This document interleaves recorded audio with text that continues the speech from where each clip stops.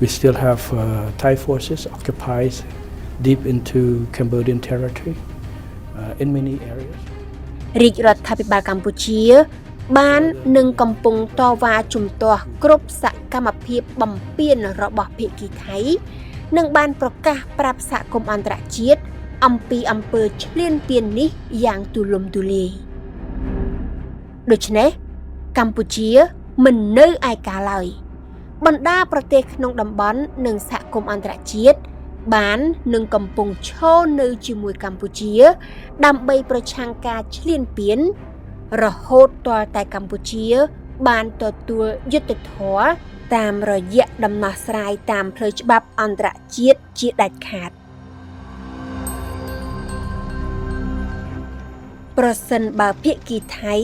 ពិតជាមានឆន្ទៈពិតប្រាកដនិងដោយស្មោះត្រង់ក្នុងការដោះស្រាយឲ្យដាច់ស្រឡះដោយយុត្តិធម៌និងត្រឹមត្រូវតាមច្បាប់អន្តរជាតិ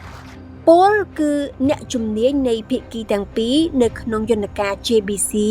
ត្រូវអង្គុយជជែកគ្នាផ្ទៀងផ្ទាត់តាមគំរូផែនទីដែលមានស្រាប់ដោយបំប្លែងពីផែនទី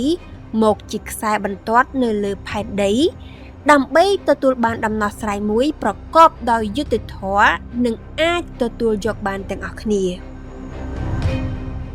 នេះគឺជាវិធីសាស្ត្រវាស់វែងខ្សែបន្ទាត់ព្រំដែនដែលគេធ្វើជាទូទៅនៅលើពិភពលោក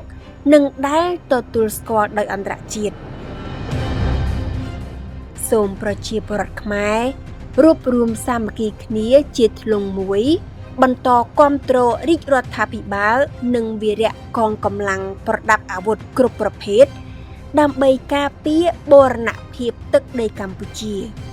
ពីព្រោះគ្មានកម្លាំងឯណាខ្លាំងជាងកម្លាំងមហាសាមគ្គីជាតិខ្មែរដោយឈរលើគោលការណ៍ច្បាប់អន្តរជាតិនោះឡើយ